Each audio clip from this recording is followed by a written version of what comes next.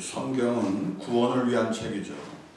구원이라고 하는 것은 죄 때문에 영원히 형벌받게 된 인간에게 하나님께서 용서하시고 생명 주시는 사건입니다.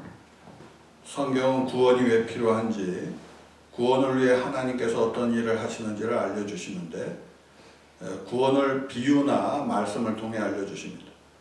따라서 우리가 성경을 읽을 때 잘 살펴보며 읽어야 합니다. 오늘 말씀 부자 청년 이야기도 그러한데, 부자 청년이 근심하며 떠날 때 예수님께서 말씀하셨습니다. 부자가 천국에 들어가려면 들어가는 것은 낙타가 바늘기로 들어가는 것만큼 어려운 일이다. 이때 베드로와 제자들이 자신들이 모든 것을 다 버리고 예수님을 따랐는데 무엇을 받게 되냐고 질문했을 때 예수님은 집과 토지, 형제, 자매까지 다 버리고 나를 따랐으니 버린 것보다 몇 배나 받게 되고 또한 영생한다 하셨습니다. 그리고 먼저 된 자가 나중되고 나중된 자가 먼저 될 것이다 라며 끝을 맺었어요. 오늘 말씀은 예수님께서 십자가를 지시기 위해 예루살렘으로 가시던 중에 한 부자 청년과 나눈 대화와 그 이후에 일어난 이야기를 알려주십니다. 무엇을 해야 구원을 받는지 예수님께 질문했던 부자 청년은 예수님과 대화한 후에 슬퍼하며 떠났습니다. 이에 대해 예수님이 구원의 의미를 다시 전해주는 말씀이죠. 저는 오늘 말씀이 전해주는 구원의 의미를 여러분과 세 가지 점에서 나누고자 합니다. 먼저 구원은 하나님의 은혜로 받는 것입니다. 죄인이 구원받는 것은 전적인 하나님의 은혜입니다. 구원의 주도권은 하나님께 있는 것입니다. 다시 말해 하나님께서 구원을 베푸시기 때문에 우리가 구원받게 되는 것입니다. 구원이 하나님의 은혜임을 가장 극적으로 나타낸 사건은 성육신과 십자가 사건입니다. 사람이 죄를 짓고 하나님을 떠났지만 하나님께서 그분의 아들을 세상에 보내주신 것입니다. 예수님은 세상에 죄 없는 몸으로 오셨고 때가 되어 죄인을 위해 십자가에서 죽어주셨습니다. 이 모든 것은 하나님이 이루신 구원이요 하나님의 은혜입니다. 창세기부터 말라기까지 약속하신 일을 하나님께서 이루신 거예요. 구원이 하나님의 은혜로 주신 선물이기 때문에 주의해야 될 것이 있어요. 첫째는 율법을 지켜서 구원받지 못한다는 것을 알아야 돼요.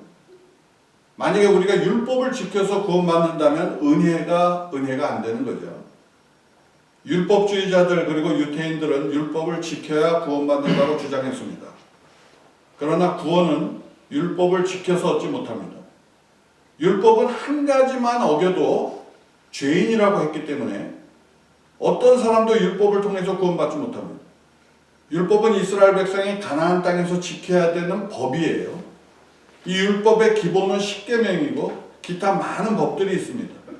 그래서 이 율법을 지키면 복을 받는 법이에요. 율법은 마치 거리의 신호등과 같습니다. 운전하는 사람들이 안전 운행을 위해서 신호를 지키는 것과 같은 거예요. 운전자가 신호를 잘 지키면 사고 없이 다닐 수 있습니다. 그러나 아무리 주의해도 때때로 교통법규를 우리는 어기게 돼 있어요. 율법도 마찬가지예요. 율법의 모든 조항을 다 지키는 것은 불가능해요. 따라서 율법을 지켜 구원받지 못합니다. 율법의 목적은 구원이 아니라 우리가 죄인이라는 사실을 알려주는 것뿐이에요. 부자 청년의 문제는 자신이 율법을 다 지켰다고 말한 것입니다. 다 지킬 수 없는 법을 다 지켰다고 했기 때문에 부자 청년은 구원받을 수 없는 거예요. 사실 부자 청년은 이렇게 말씀드렸어야 되는 것입니다. 예수님, 제가 어릴 때부터 율법을 지켜왔나이다. 그러나 때때로 말씀을 어길 때도 있었습니다. 제가 이렇게 어긴 것이 있어도 천국에 들어갈 수 있겠습니까? 이렇게 물었어야 되는 거예요. 근데 그 청년은 자신이 다 지켰다고 말했잖아요. 그래서 예수님이 그가 지킬 수 없는 것을 말씀해 버렸어요. 그 부자 청년은 죄풀에 꺾여 돌아가고 만 것입니다. 이 말씀에서 우리가 알아야 될 사실은 율법을 온전히 하나부터 열까지 다 지켜 하나님 나라로 들어갈 수 있는 사람이 없다는 것이에요.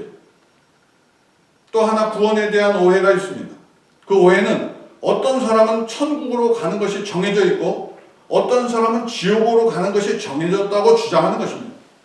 이런 주장은 성경에 나오는 하나님의 전능하심을 강조함으로 나온 해석이에요. 인간이 자신의 결단으로 하나님을 믿을 수가 없을 정도로 완전히 타락했기 때문에 하나님이 구원받을 자를 정해주셨다고 하는 주장이죠. 그 결과 하나님께서 어떤 사람은 천국으로 돌아가게 정하시고 또 어떤 사람은 아무리 착하게 살고 또 선하게 살고 교회를 다녀도 또 예수를 믿어도 그 사람은 지옥 간다고 주장한 거예요. 이런 주장은 어거스틴에서 시작해서 칼빈이라고 하는 사람에 의해서 완성이 된 동력주의라고 하는 것입니다. 그러나 이런 주장은 하나님의 은혜를 논리화하기 위해 극단적으로 몰아간 것에 불과한 것입니다. 순전히 인간의 생각에서 나온 생각이에요. 우리는 이런 극단적인 구원론을 피해야 되는 거예요. 성경은 하나님께서 세상을 사랑하사 독생자를 주셨다고 했죠. 따라서 모든 사람은 구원의 은혜를 받을 수 있어야 되는 거예요. 그리고 모든 사람이 구원받을 기회가 주어져야 마땅한 것입니다. 누구든지 회개하는 사람은 구원받을 수 있어야 되는 거예요. 하나님께서 은혜로 주신 구원이기에 구원의 기회를 우리는 꼭 붙잡아야 되는 것입니다. 은혜는 기회라고 할 수 있는 것입니다. 누구에게나 구원의 기회는 있는 거예요. 문제는 마귀가 하나님이 주신 기회를 못 잡도록 우리를 유혹한다는 것입니다. 그래서 수없이 많은 사람들이 그 기회를 놓치고 죽음 앞에 서는 거죠. 유명한 기독교 변증가요 저술가인 C.S. 루이스가 쓴 악마의 편지라는 글에 악마가 어떻게 사람을 유혹하는지를 이렇게 기록해 놨어요. 어느 날 한 신사가 도서실에 가서 책을 읽던 중에 기독교 서적을 꺼내게 됩니다. 잠시 기독교 서적을 읽던 중에 감동을 받아요. 아, 나도 이제 제대로 살아야지.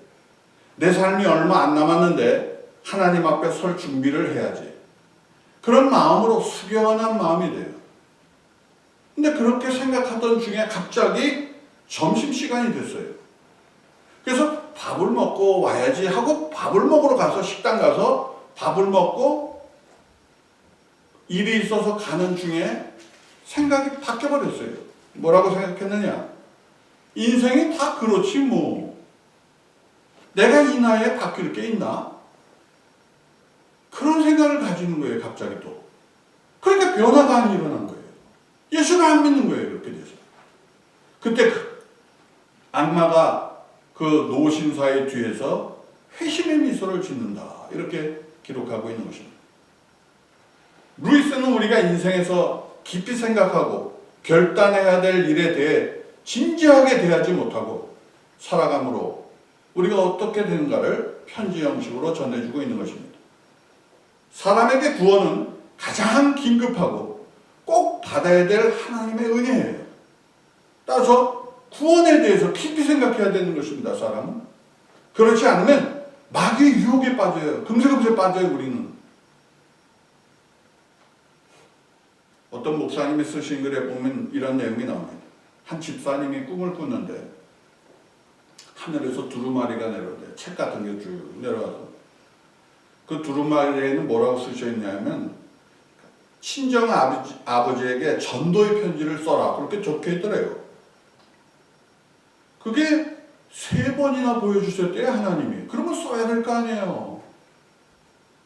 아버지를 전도하라는 말씀으로 자기가 알았대요. 근데 순종하지 않았대요. 그리고 2달이 못돼 아버지가 돌아가셨다는 것입니다. 그 여자 집사님은 자신이 죽어서 주님 앞에 가서 어떻게 내가 말을 할까? 그게 걱정이라고 목사님한테 얘기를 한 거예요. 여러분, 순종하지 않으면 후회해요. 평생을.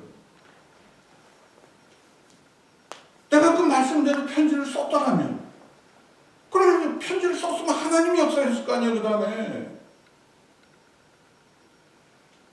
사랑하는 여러분, 하나님은 한 사람이라도 멸망하기를 원치 아니하세요. 그 마음을 깊이 깨닫고 여러분의 부모님, 아는 친구, 이웃들에게 예수를 믿으라고 전해야 되는 거예요. 그 기회가 사라지지 않도록, 후회하지 않도록 기도하고 말씀에 순종하는 여러분이 다 되시기를 바랍니다. 세상에 사는 동안 우리는 반드시 이 구원의 기회를 붙잡아야 돼요. 그리고 우리가 하나님 나라에 들어가야 돼요. 왜? 구원은 하나님의 선물이니까. 다음으로 두 번째, 구원은 버림으로 이루어집니다.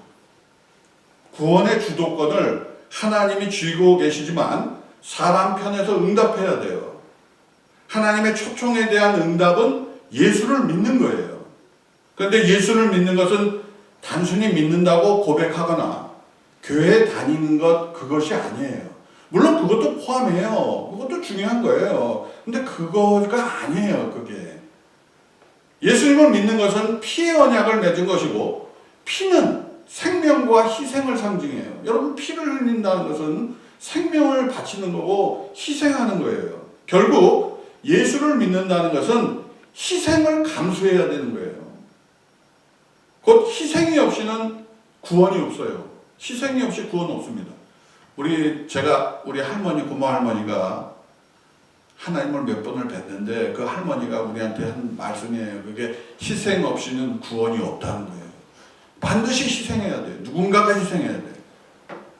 오늘 말씀에 예수를 믿는 희생은 버리는 거예요. 여러분, 제자들을 보십시오. 다 버리고 예수님을 따랐잖아요. 제자들의 고백과 같이 예수님을 믿는 것을 다 버리는 거예요, 여러분. 여러분이 다 버릴 마음이 있어야 되고, 첫째, 다 버려야 되는 거예요, 전부 다. 오늘 말씀에 보면 집도 버려라, 형제나 자매나 부모나 자식을 다 버리래요. 심지어 돈도 버리라 하셨습니다. 마치 불교인들이 출가하고 다 버리듯이 우리에게 버리라고 하셨어요. 마태복음 19장 29절, 또 내 이름을 위하여 집이나 형제나 자매나 부모나 자식이나 전토를 벌인 자마다. 여러분, 버릴 것을 버리지 못하고 예수를 믿으려는 사람은 종교의식하는 사람이에요. 그 사람은 종교의식하는 사람입니다.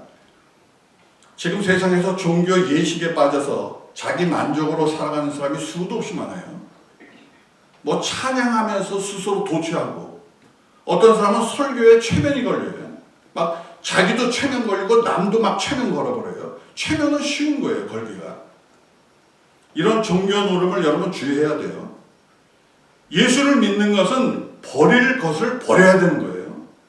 그것이 회개의 시작입니다. 오늘 말씀에 예수님은 내 부모도 버리라고 그러셨어요. 자식도 버리라고 그랬어요. 돈과 모든 세상 것을 버리라고 하셨습니다. 아니, 그럼 그 말씀을 들으면, 아니, 주여, 부모를 산에다 갖다 버려야 됩니까? 자녀를 방치해야 됩니까? 돈은 벌지 말고 거지가 되어야 됩니까? 그런 뜻이 아니죠. 예수님이 하신 말씀이. 여러분, 믿는 사람이 가족을 돌보지 않는 것은 죄라고 사도 바울이 기록하고 있지 않습니까? 그러면 버리라는 말씀의 의미가 뭡니까?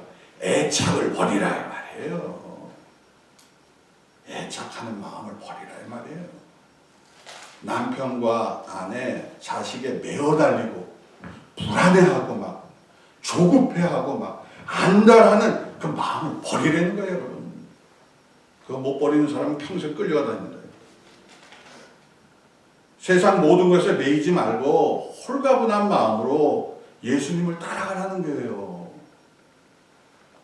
자식에 대한 염려와 부모에 대한 근심으로 인해 사는 것이 아니라 모든 근심을 하나님께 맡기고 오직 하나님의 뜻을 행하라는 거예요.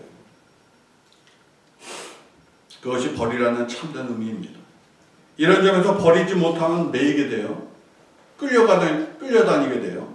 악한 마귀의 올매에 넘어져요. 계속해서. 왜 넘어지는지도 모르고 계속 넘어져요. 그 다음부터는.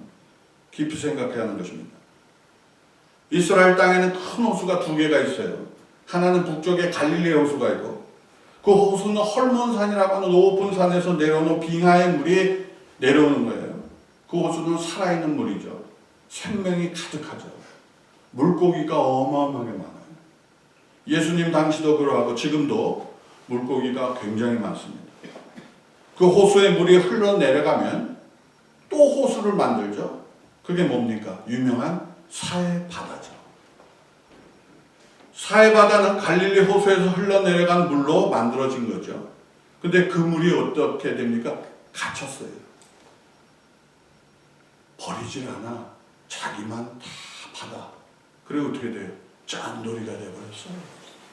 얼마나 짜면 모든 생물이 살 수가 없어. 그 안에 없어 아무것도. 왜? 너무 짜서 그냥 가지고.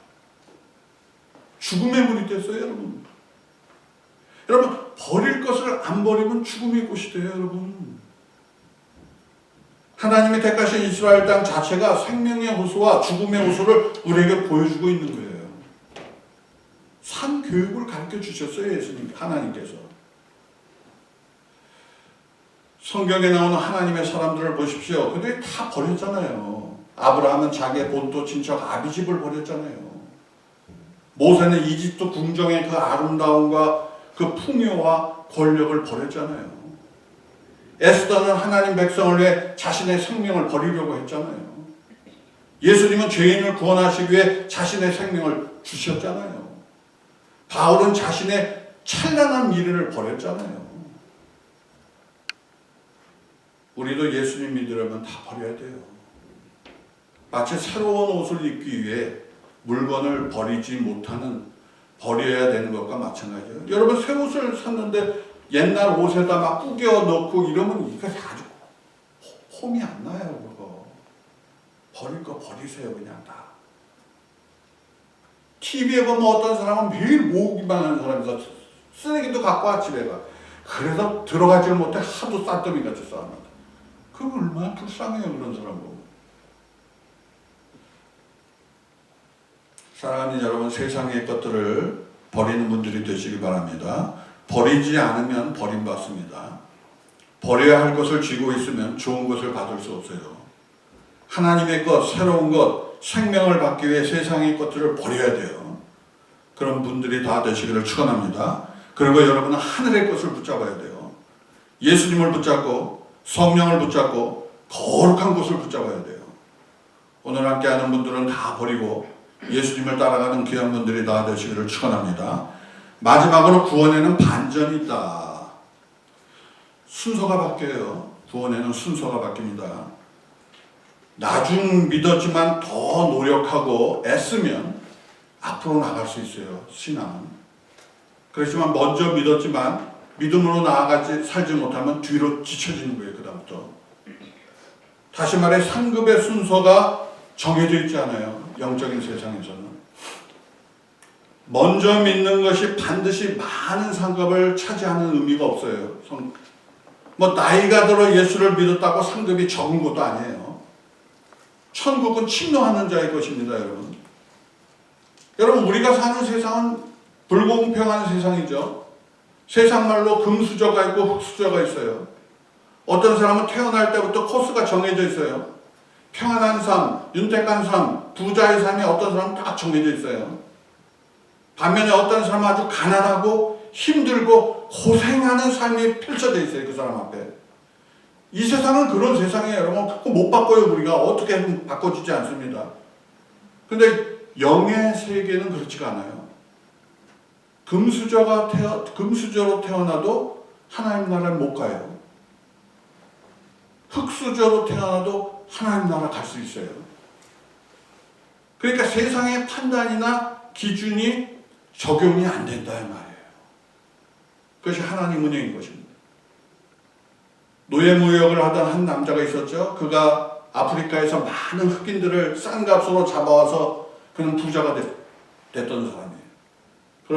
그러던 중에 한 번은 바다에서 폭풍우를 만나서 죽음의 문턱까지 갔어요. 그는 하나님께 회개하고 가까스로 살아났어요. 그는 그날 이후 그의 삶이 바뀌었고 후에 목사가 되었습니다. 그리고 그가 쓴 찬송이 그 유명한 어메이징 그레이스예요. 나 같은 죄인 살리신 그 은혜에 놀라워. 그가 존 뉴턴 목사입니다. 그가 목회하던 중에 어떤 사람이 물었어요. 당신이 노예를 팔던 그런 사람이었는데 당신이 천국에 갈 수 있다고 믿습니까?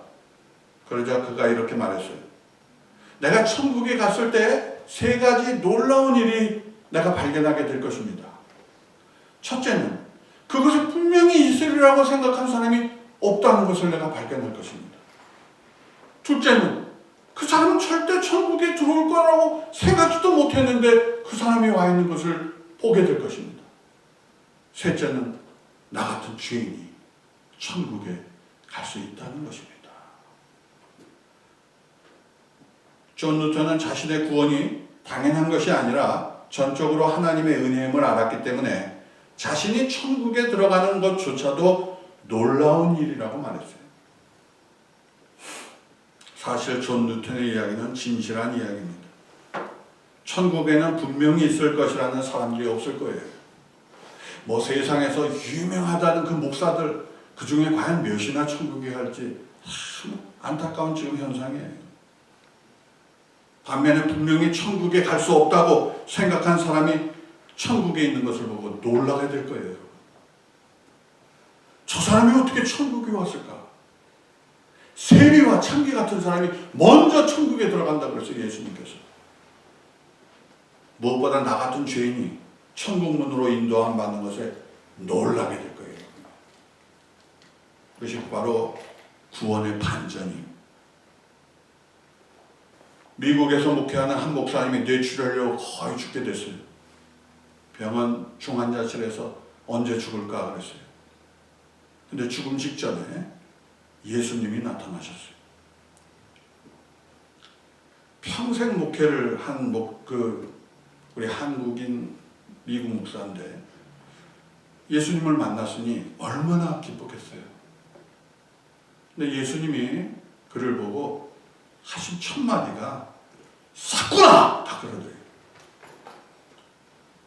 평생 목회를 하며 많은 교회를 부흥시킨 사람이에요. 기독교계에서 이름도 알려졌어요. 예수님이 그를 사꾼이라고 했어요. 사꾼이 누굽니까? 돈을 위해서 일하는 사람. 돈 때문에 설교하고 교회를 이용한 자. 그가 바로 사꾼이에요. 무서운 얘기입니다, 여러분. 아무리 목회를 했다고 하나님이 천국 보내주지 않아요. 그 마음을 이미 우리의 주님은 다 알고 계세요. 저도 처음 예수를 믿었을 때 예수님한테 큰 책망 들었어요. 아주 그냥. 그분이 내 귀를 이렇게 열었어요. 이렇게 해서. 나를 확 뿌리셨어요. 그냥 그대로. 내가 아주 얼음이 되어버렸어요. 깜짝 놀라서. 예수님께서 뇌출혈로 죽어가는 그 목사에게 다시 기회를 주겠다고 하시고 중환자실에서 바로 일어났어요. 사랑하는 여러분, 목사라고 천국 가는 게 아니에요. 뭐 장로, 권사, 집사 되다고 천국 가는 거 아닙니다. 여러분, 책망받지 않기 위해 자신을 잘 돌이켜봐야 돼요. 세상에서 멸시받고 지탄받는 사람이 지옥에 가는 것도 아니에요, 여러분. 영의 세계는 반전이 있어요. 그래서 항상 기억해야 돼요. 그래서 자신을 돌아보고 우리는 언제나 예수님을 손잡고 그분과 함께 걸어가야 돼요. 그렇지 않으면 낙오된 자예요. 그죠? 구원은 은혜로 받는 것입니다. 하나님의 은혜의 선물이 구원이에요. 따라서 우리가 내세울 것은 아무것도 없는 거예요. 그분이 주셨기 때문에. 내가 아무리 많은 헌신을 하고 충성을 하고 노력했어도 그것은 상급으로 주어진 거지 천국 문이 열린 건 아니에요. 그것은. 구원은 온전히 하나님의 은혜로 받는 거예요. 다음으로 구원은 버려야 없는 것입니다. 버릴 것을 버리지 않으면 버림받아요. 예수 믿기 전에 짓던 죄를 지면서 구원받을 생각을 하는 것은 스스로 속인 거예요. 반드시 이전 것들을 배설물같이 버려버렸어야 돼요. 무엇보다 구원은 반전의 역사입니다. 내가 구원받았다고 믿는다고 구원 가는 게 아니에요. 처음 된 자가 나중되고 나중된 자가 처음 되는 거예요. 오늘 말씀을 마음에 새기고 오직 하나님만이 구원을 주시는 분이라는 믿음으로 겸손한 마음으로 하나님의 일을 위해 쓰시고 또 하나님의 뜻을 이루기 위해 힘쓰는 그런 여러분이 다 되시기를 축원합니다. 우리 하나님 말씀을 생각하면서 하나님께 기도하겠습니다.